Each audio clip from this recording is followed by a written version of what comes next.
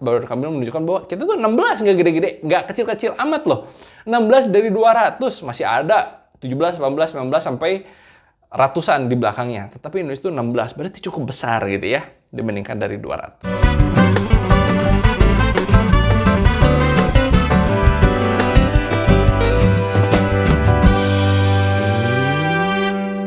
Halo, kamu masih belajar public speaking dan sedang nonton yang namanya segmen Berdiri, belajar dari ahli. Kali ini kita akan belajar dari salah satu tokoh nasional. Beliau adalah Gubernur Jawa Barat. Siapa kira-kira? Bapak Ridwan Kamil dong. Nah, dari video yang akan kamu tonton ini, beliau sebenarnya pidatonya, formatnya bisa dibilang cukup formal ya, karena beliau memberikan tausiah gitu ya di acara keagamaan. Seperti apa videonya? Karena banyak hal menarik yang bisa kamu pelajari di video ini. Waalaikumsalam warahmatullahi wabarakatuh.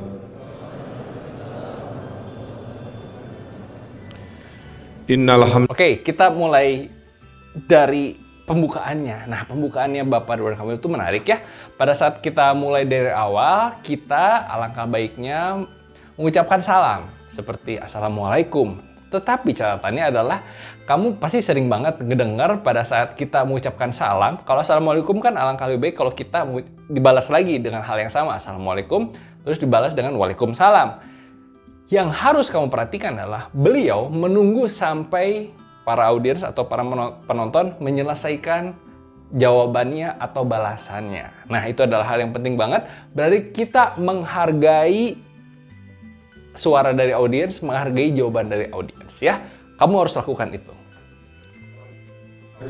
Allah sudah menunjuk bahwa yang jadi rektor, yang jadi gubernur, yang jadi presiden, yang jadi jodoh kamu, yaitulah yang Allah tentukan. Ya. Ingat, di pelajaran-pelajaran sebelumnya, kita ngebahas tentang kata yang berulang. Nah, Bapak Ridwan Kamil sangat menggunakan teknik ini dengan baik, yaitu beliau menggunakan kata yang berulang. Yang jadi jodoh kamu, yang jadi rektor, yang menjadi presiden, yang menjadi pemimpin. Nah, kata yang berulang adalah yang jadi. Apa dampaknya? Pada saat kita menggunakan kata yang berulang, kita menegaskan apa pernyataan kita yang sebelumnya. Beliau menceritakan bahwa seseorang yang dipilih, seseorang yang menjadi atau memegang jabatan, itu pasti kehendak dari Tuhan gitu ya. Oleh karena itu, beliau menegaskan bahwa kehendak tersebut adalah kehendak yang mutlak, yang tidak bisa kita rubah gitu ya. Oleh karena itu, yang jadi gitu ya. Beliau menggunakan kata yang berulang, yang jadi apa. Kamu bisa lakukan itu ya. Jadi kalau misalnya kamu pengen menegaskan bahwa memang harus seperti ini, memang harus seperti itu, memang harus seperti bla bla bla. Kamu bisa ulang minimal 3 kali supaya powerful. Di Anda yang sekarang usia 20 tahun ini, Indonesianya ranking 16 ekonominya. Ya. Jadi ekonomi dunia ini sekarang ada 200 negara, Indonesia ranking 16 di G20, paham ya? G20 itu adalah 20 negara tapi menguasai 85% ekonomi dunia. Kamu perhatikan gestur ini. Jadi kita bisa menceritakan tentang suatu hal yang kecil dan hal yang besar. Kita bercerita tentang Indonesia yang memiliki ekonomi nomor 16 terbesar di dunia dari 200 negara. Ingat, ini adalah Indonesia, ini adalah besar. Atau keseluruhan negara dalam KTT G20. Nah, kita bisa menggunakan ini untuk skala. Oh, Indonesia itu kecil, tapi nggak kecil-kecil amat karena peringkat 16. Kalau misalnya kecil, oh Indonesia itu posisi 500 gitu ya, dari 200 negara. Kok bisa ya 500 dari 200? Bercanda aja ya.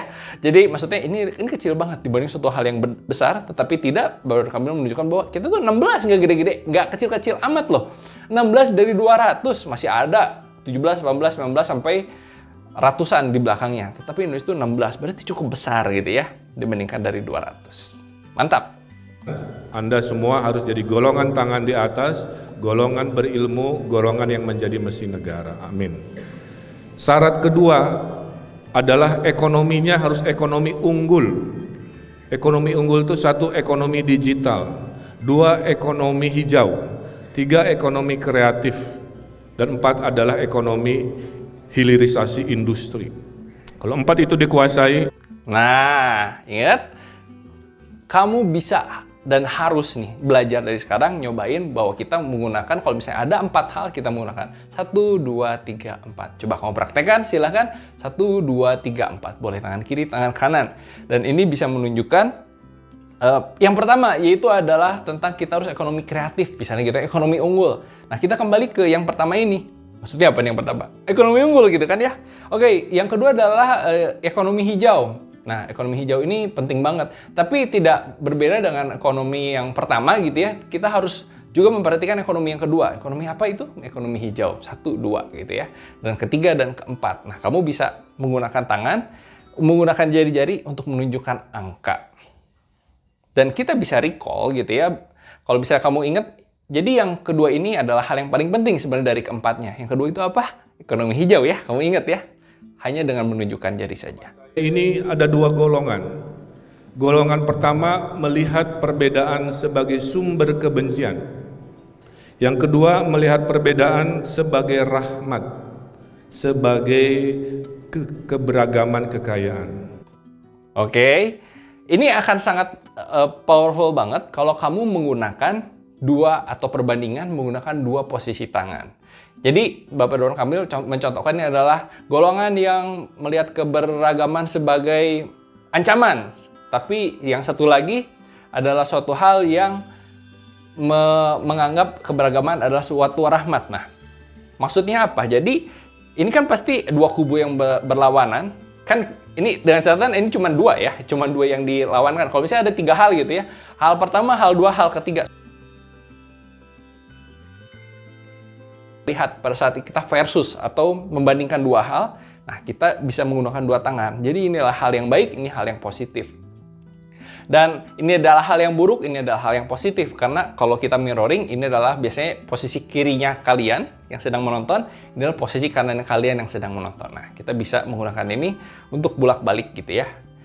Ini adalah hal yang negatif gitu ya, ini adalah hal yang positif. Jadi kita harus menghindari hal-hal yang yang negatif gitu ya. Hanya dengan saya menunjukkan tangan, orang lain paham tentang apa yang saya katakan. Dulu ada negara namanya Yugoslavia. Presidennya Joseph Broz Tito, kesayangan Bung Karno. Hari ini negara itu sudah dicabut nikmatnya sebagai berbangsa bernegara karena suku bangsanya tidak mau bersatu. Menjadi negara suku bangsa Serbia, Bosnia, Montenegro, Kroasia. Nah, gunakan gerakan mencabut. Nah, ini mencabut rahmatnya, mencabut nikmatnya. Dan beliau juga bisa memaparkan pengetahuan tentang Yugoslavianya, menyebutkan nama presidennya lengkap. Dan beliau juga menggunakan kata-kata yang cepat gitu ya, menjadi ini. Nah, walaupun itu adalah suatu hal yang diulang, tetapi beliau menggunakan nada yang enak. Menjadi negara dari Yugoslavia menjadi negara Serbia, menjadi negara Montenegro, menjadi negara Kroasia, nah menjadi negara. Nah, dengan nada seperti ini kita bisa mengulang untuk hal yang berarti levelnya sama gitu ya. Kamu bisa gunakan ini untuk menjelaskan bahwa Yugoslavia dicabut kenikmatannya. Dan beliau menceritakan cukup detail bahwa Yugoslavia itu adalah negara yang besar dulunya, tetapi karena tidak ingin keberagaman tersebut, mereka malah memecahkan diri dan akhirnya menjadi negara yang bangkrut gitu ya.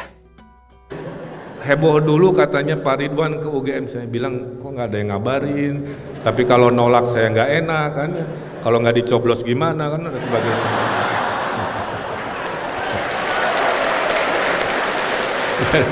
Jadi saya bilang ke ajudan. Nah, ini di video ini kamu dengar tadi ketawa dari rakyat masyarakat gitu ya. Oh, ini kayaknya bukan rakyat, tapi ini kayaknya mahasiswa UGM gitu ya. Tertawa dengan keras gitu ya. Ngomongin politik, ini aduh padahal ini kan bercanda doang gitu ya. Dia menceritakan bahwa aduh, keluh kesahnya dia, aduh, kan lucu ya pada saat kita melihat seorang yang wow luar biasa seperti Bapak Gubernur ini, tapi dia ngeluh, aduh gimana kalau nggak datang gitu ya. Nanti kalau misalnya nggak dicoblos gimana? Loh, kok ngomongin politik gitu ya? Padahal ini bercanda aja.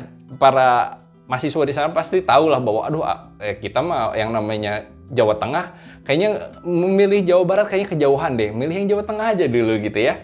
Nah, beliau menggunakan kelakar politik ini, padahal ini kan bukan situasi politik gitu ya, tetapi beliau menggunakan ini sebagai ya untuk mengingatkan bahwa dia juga akan menjadi calon presiden. Ini adalah cara yang menarik, bukan kampanye kembali lagi, tapi dia menggunakan politik sebagai bercandaan. Hebat ya. Di survei siapakah tadi netizen terjulid se-Asia Pasifik adalah netizen Indonesia.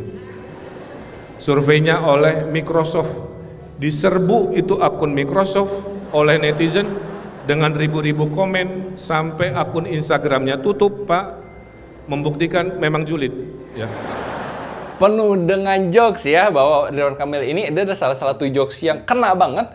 Kenapa? Karena kita kan dia langsung mengadres atau langsung menunjuk kita semua rakyat Indonesia adalah rakyat netizen yang julid, termasuk kamu juga gitu ya, termasuk saya juga. Hah, maksudnya apa? Kok kamu menghina saya gitu ya? Tetapi dia membawa sebuah fakta dari hasil survei. Yang survei adalah Microsoft gitu ya. Terus diserang. Nah, ini kan dia sedang melakukan storytelling bahwa ada cerita, bahwa ada sebuah survei bahwa kita tuh julid banget gitu ya. Ternyata kita diserang dan memang ternyata kita tuh julid. Nah, ini adalah sebuah hal yang menarik, yaitu kita menertawakan diri kita sendiri. Ini nggak gampang. Karena harus kamu orang-orang yang memang terkenal suka melucu atau melawak. Karena Bapak Ridwan Kamil, kalau bisa perhatikan, di perkataan sebelumnya kan sudah ngelucu ya, ngelawak. Jadi pada saat kita ngomongin tentang ini dan disindir, wah kamu julid gitu ya.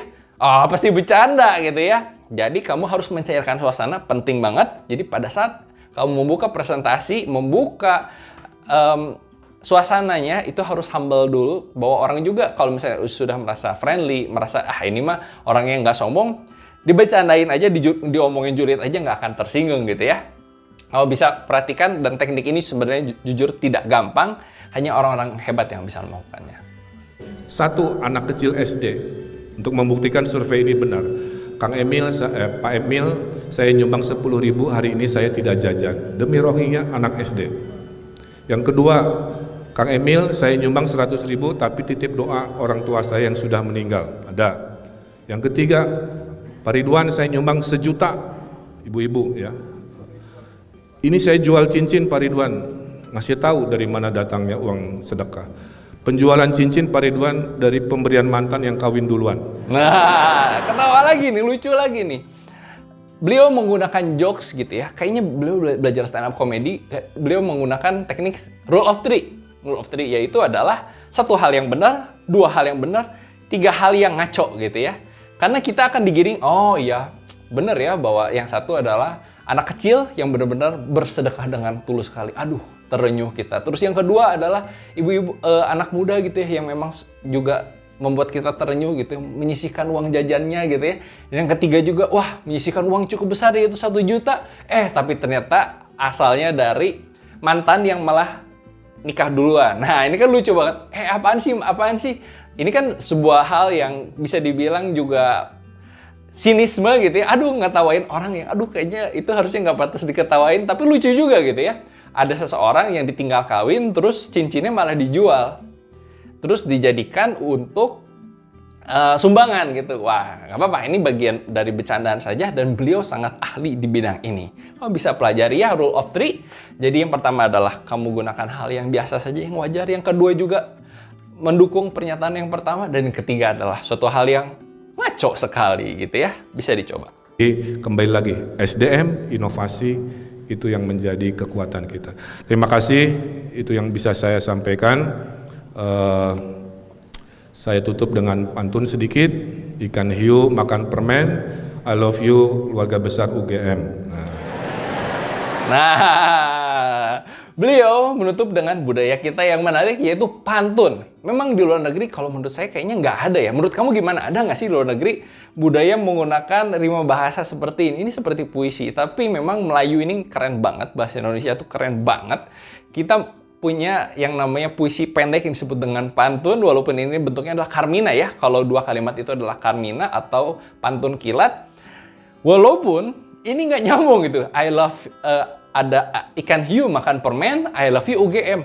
Kan harusnya kalau pantun N lagi gitu ya, MEN gitu, men atau N gitu, kok nggak ada, malah UGM. Ya sudah, nggak apa-apa, bercanda aja. Karena di sepanjang tausiahnya dia gitu ya, di sepanjang beliau presentasi atau pidato ini di acara ini, lucu-lucuan aja ya, udah nggak apa-apa.